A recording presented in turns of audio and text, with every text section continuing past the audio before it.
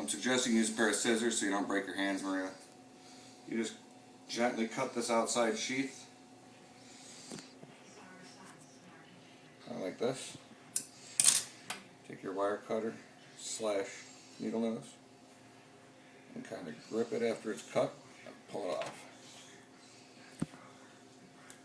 It's never as easy as it seems.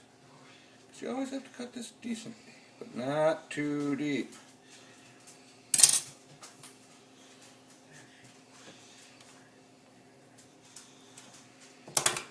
This is the outside wire / mesh. Sometimes it's a mesh, sometimes it's a ton of wires. I'm going to gather these up and kind of just curl them up like this.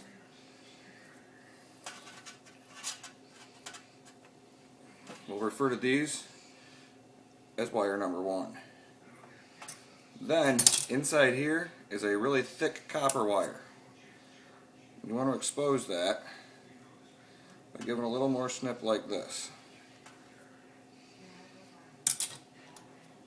And you just pull that right off. It's a nice thick copper wire. Kind of helpful to give it a little hook,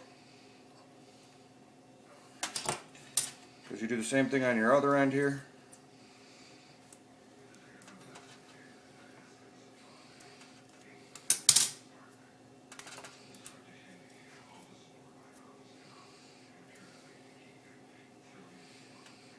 Kinda should go without saying that this wire goes to this wire and this wire goes to the one in there, but you don't want these two to cross because you'll get no signal that way.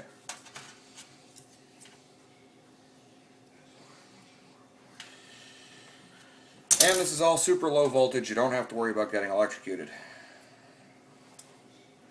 or causing a short circuit or none of that. None of that is a concern. Give a little hook to that one. Spread those back.